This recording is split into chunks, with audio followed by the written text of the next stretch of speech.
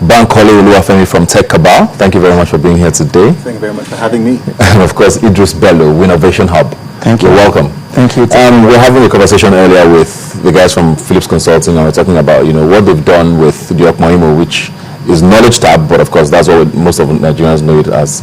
And it's very exciting how tech and education seems to be getting even closer these days, and it's very exciting, especially in Nigeria. What are some of the exciting things you have seen so far in that sector?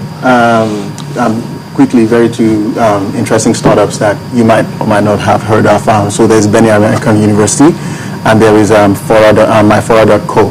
And in the past 7 to 8 months, of course, you saw the ASU strike and things going on. But the biggest thing is that there are people who are beginning to build startups that will tackle this problem in Nigeria. So Benny American is basically a hybrid between an online and offline university, because in Nigeria, if you want to set up that kind of structure, you need to build a physical university.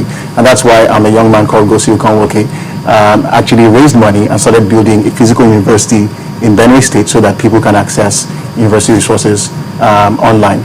Same thing with Iyaboyeji's Fora.co, which basically brings Harvard Ivy League university courses all the way from the US, from the UK, and offers it to Nigerian students and business people who want to do postgraduate courses at a fraction of the cost, about 10%. So many people innovating locally on education, not just at the tertiary level, also at the secondary school level. EFICO, for instance, is a quiz application for young people in secondary school that enables them to test themselves against mathematics, English, and basically evaluate themselves. We're seeing lots of people developing local solutions that will tackle that menace, as it were, that gap in the educational system. Yeah, startups around the world have a very funny lifespan. Most times they end up being just startups and just go away like that. With education, it's even trickier in a place like Nigeria, where people are not necessarily excited about things education related. What do you think this is going to lead to, all of this? Yeah, I think so. I work with the Innovation Hub, which is a tech accelerator. So that allows us to see a lot of the startups at different stages. And I think we're getting to the point where you need to build like a mass of these things so that some eventually break out of the fold. And we'll see a couple beginning to do that. So for instance, at the Innovation Hub, we have a startup called OTG, On The Go Player. And what they are targeting is places where you do not have the necessary internet infrastructure to access digital content online. And so they have a patented technology that allows you to seamlessly transfer or access content without paying for data.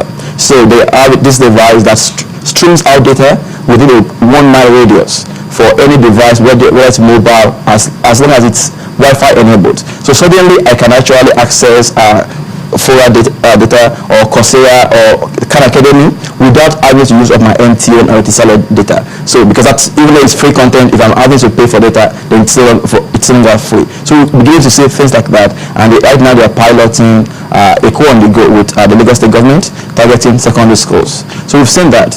Well, last year we organized the competition for university students in Nigeria, and one team out of the University of Benin, Uniben, called eStudy Box, won that winner hunt competition, and they are focused on note sharing among students, right? So some people take better notes. How do we share those notes?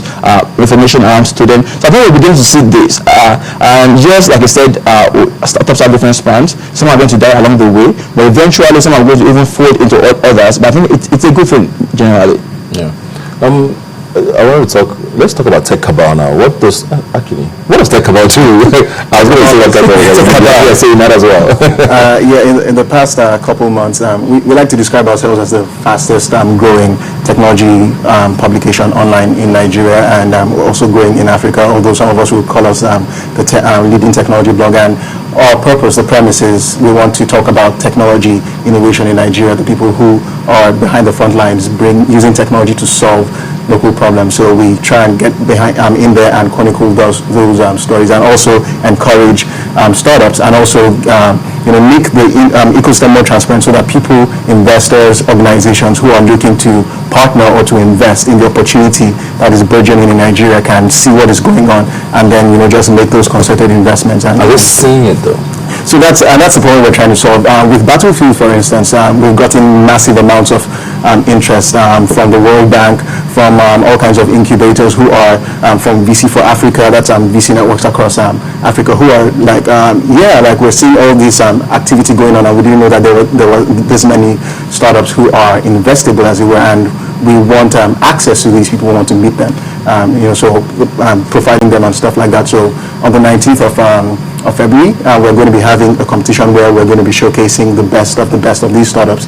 Right now we have over 80 applications for that competition, and we're really, really excited about the quality of the applications that we're seeing. 7 of them are going to emerge, and they will demo their businesses and products in front of a panel of judges, also entrepreneurs and investors in the Nigerian technology ecosystem, who will then choose the person that takes away the $20,000 prize. So those people, at that sort of point, because we're also not just, it's not just a physical event, it's also going to be live streamed globally. So lots of exposure, lots of insight, from people wherever it is they are in the world, and they can see what's going on in Nigeria, and they will come and invest.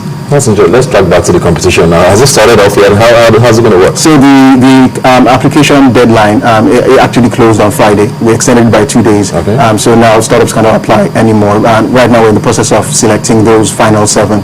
At the end of the selection process, they will go into what is called the Battlefield Academy, where each startup will be paired with a mentor, and that mentor will be responsible for helping them think through the business, the product, and the presentation, so that they can be ready not just to take on the judges, but also the world with the product at large. This is not just for show, it's also about solving real problems. And at the end of that process, they will now come on the 19th, where we will be having people, technology enthusiasts, investors, come into the same room to, listen to what they have to say. But like I also said, it's going to be live streamed to the world, and it is in that event that $20,000 will go to one lucky startup to allow them to ramp up whatever it is. And the others finalists, it's not like everyone is a winner, but in terms of the exposure, they are winners, because I'm sure in that place there will be high value networking that will be going on, that we allow them to meet the people who will definitely support what it is they're doing. So hugely valuable, not just to the startups, but also investors who will come and be looking for the next generation of technology innovators in Nigeria. Great. I was doing the calculation. It's on my Just below 4 million. That's good money. And it's no strings attached, no equity. It's money free and clear, and that we're giving Just take and go run your business. Just take and go run your business, because Stanbic IBTC, Conga, Jobberman, iRocking, they're the ones that they're giving back to the ecosystem, so to speak, and they're making these things available. And so we're hoping that somebody will take this opportunity and do something amazing with it. Good stuff. Innovation Hub. Yep. It's a very innovative name. Exactly. Yeah. So about 4 years ago, I came together with 300 Nigerians, and interestingly, at that time on the continent, when you talk of hubs, probably High Hub was probably almost the only one known. Yes. And what we've seen in the past 3 years is this proliferation of hubs. So we started with the Innovation Hub, and the idea we had was this: take innovation, strike out the I, which represents individuality, and put in the we, which shows teamwork, collaboration. Because the issues we face in the ecosystem are huge. It can't be done by individuals alone. You need teams of similar minds to do it. And that was how we came up with the Innovation Hub. The startup accelerator. How do you get young people with great ideas to the market quicker and cheaper? And that's what we've been trying to do. So we have people with ideas come in, we form teams around the idea, we help them with mentors, we provide the space, the infrastructure they need, and the seed funding, and then help them with market research, market validation, pilots, proof of concept, and seed funding. And then when we get to the point where they have actually tested the market, then we open up access to funding for them to scale. And we've had a couple of these. We've raised close to $1 million, both locally and internationally for these. We've had about 12 startups go through the process. Currently, we have about 5 of them in the hub.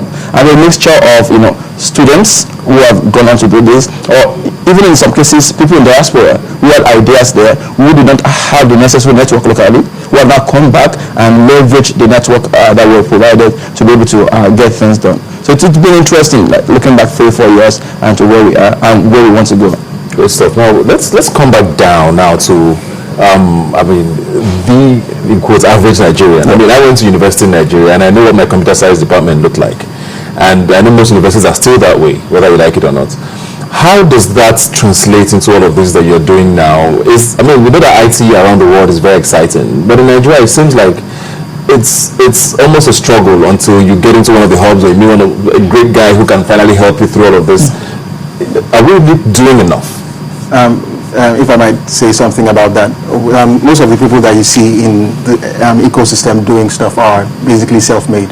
People who came out of university, studied accounting or engineering or some other most times. And then they picked up a programming course and started to do stuff, which is, it means that, they picked this thing up at a, later stage of their life, and they are not like as agile as, they probably should be. But we've seen people like who've done well with that. But the dynamic is beginning to change little by little. So we're beginning to see the Ministry of Communications Technology begin to invest in partnerships to bring technology education. And not just like the kind of, because I know what we had back in school was they were trying to teach us Fortran. And they were trying to teach law students Fortran. I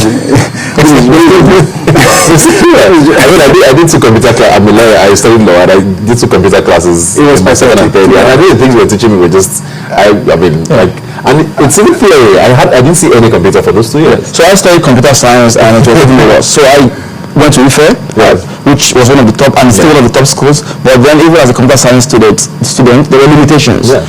It's gotten a little bit better, but part of the curriculum, has not addressed the issues we need, even in terms of the programming languages taught, in terms of even expertise of the teachers. So, but I think that's beginning to change. I was in IFE recently, and what you find interesting is that the students are beginning to get even more exposed than the lecturers. So, for instance, I found out that it was one of the students who was teaching his colleagues mobile programming, because the school does not offer mobile programming. But we live in a world where you can access other resources outside of class. And I think that's beginning to change.